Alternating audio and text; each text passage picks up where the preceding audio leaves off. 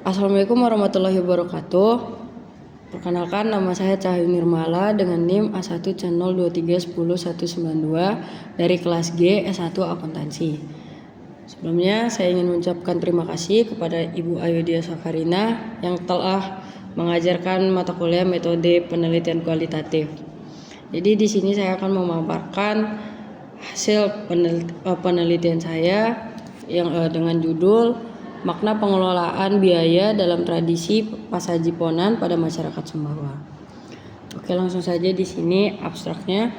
Pasajiponan merupakan tradisi syukur masyarakat Sumbawa yang dilakukan melalui penyajian aneka jajan rebus dalam satu dulang sebagai simbol kesuburan tanaman, kedamaian dan persaudaraan antar dusun.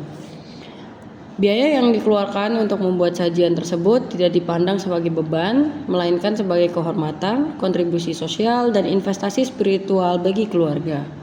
Biaya dalam tradisi adat ini tidak dicatat secara formal, tetapi menjadi bagian dari akuntansi budaya, di mana nilai pengorbanan dan tanggung jawab sosial terjaga melalui ingatan kolektif dan aturan adat. Penelitian ini bertujuan menjelaskan pengelolaan biaya sajian serta memaknai biaya berdasarkan pandangan generasi muda yang terlibat dalam pelaksanaan Pasajiponan.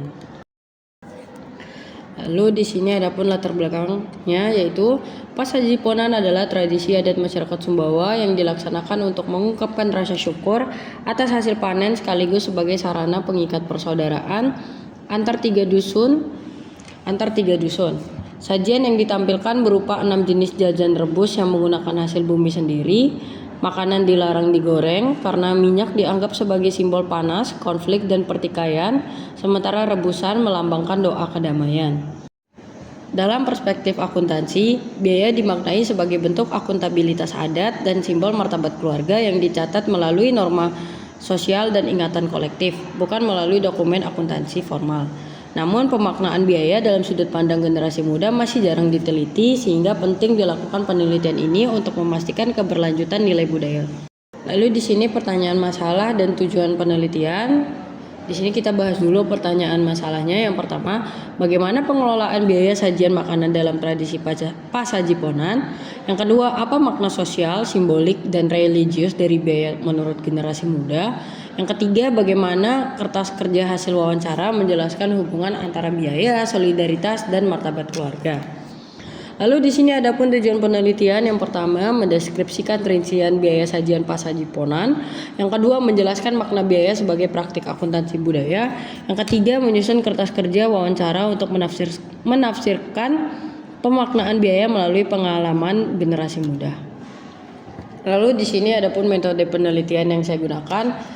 Penelitian ini menggunakan metode kualitatif interpretif untuk memahami makna biaya dalam Pasajiponan melalui sudut pandang masyarakat pelaksana tradisi, khususnya generasi muda. Teknik pengumpulan datanya yaitu wawancara mendalam dengan 2 informan Gen Z, yaitu adapun seperti yang pertama itu, satu informan itu pernah mengikuti dan membantu proses pembuatan acara. Yang kedua, satu informan yang pernah hadir atau berkunjung sebagai tamu. Lalu di sini saya menggunakan studi literatur mengenai simbol dan nilai dalam sajian Pasajiponan. Lalu ada juga dokumentasi perkiraan biaya bahan makanan per dulangnya. Selanjutnya di sini ada hasil dan pembahasan. Di sini ada sajian dulang dan makna simbolik. Pada acara ini setiap kepala keluarga wajib membawa satu nampan yang berisi kue atau jajanan. Orang Sumbawa menyebutnya dulang. Dulang tersebut kemudian dibawa oleh ibu-ibu ke acara ponan. Isi dari dulang tersebut adalah kue-kue yang tidak boleh digoreng. Di dalam dulang tersebut harus ada jajan seperti buras, petikal, leipat, dange, kiping, pisang, topat, pisang, dan air minum. Makanan harus direbus sebagai pantangan adat karena minyak dianggap membawa panas dan mudah memicu konflik.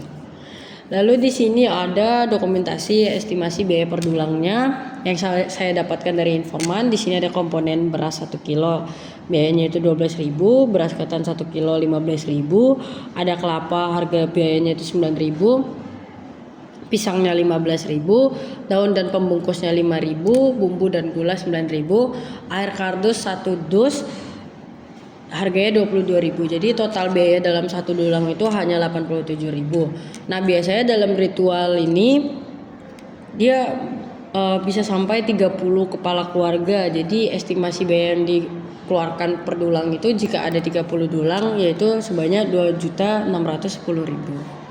Nah, di sini ada kertas kerja analisis. Yang pertama di sini ada noemanya, keluarga penyelenggara hajatan mengeluarkan biaya besar. EPOC-nya setiap tamu membawa ponan berupa beras, pisang, dan uang. Noesisnya biaya ditanggung bersama. Intentional analisisnya biaya sama dengan solidaritas warga. Eidetic reductionnya biaya sama dengan pengikat sosial.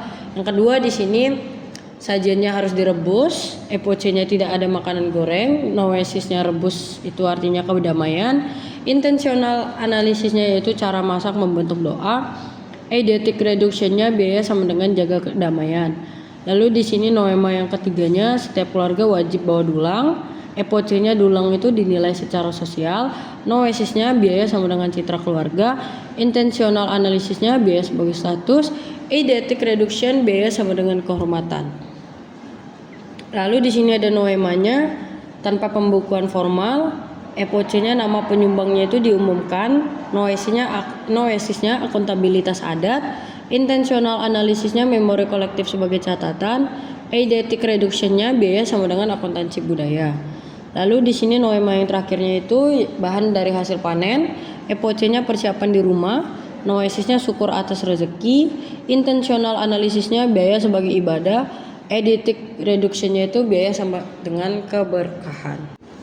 Oke, selanjutnya di sini masih di bab hasil dan pembahasan, di mana biaya itu dimaknai sebagai kehormatan keluarga. Dulang yang disajikan menjadi representasi citra keluarga di mata warga. Semakin rapi dan lengkap sajian yang dibawa, semakin tinggi penghargaan sosial yang diterima. Informan menyatakan bahwa keluarga akan merasa malu apabila tidak mampu ikut berpartisipasi. Hal ini menunjukkan bahwa biaya menjadi bentuk status sosial dan pengakuan adat.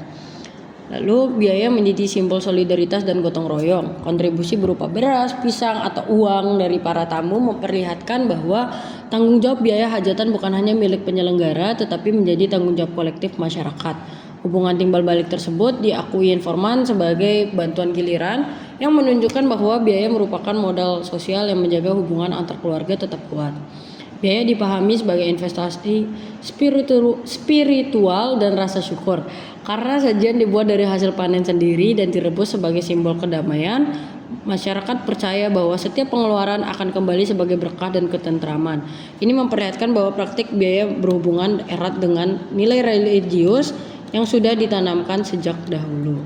Nah, masih di bab hasil dan pembahasan, dari sisi akuntansi, hasil wawancara menunjukkan bahwa tidak ada pencatatan formal mengenai biaya maupun sumbangan yang diterima.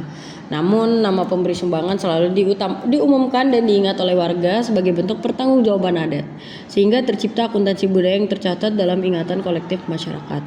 Dengan demikian, hasil penelitian menegaskan bahwa biaya dalam tradisi Pasajiponan tidak hanya memiliki nilai ekonomi, tetapi juga mengandung nilai budaya dan spiritual yang menjadi dasar keberlangsungan tradisi, terutama melalui keterlibatan generasi muda dalam proses pelaksanaannya. Lalu di sini kesimpulannya, biaya dalam tradisi Pasajiponan tidak hanya menjadi kebutuhan ekonomi, tetapi memiliki makna kehormatan keluarga, solidaritas antar warga, serta keberkahan spiritual.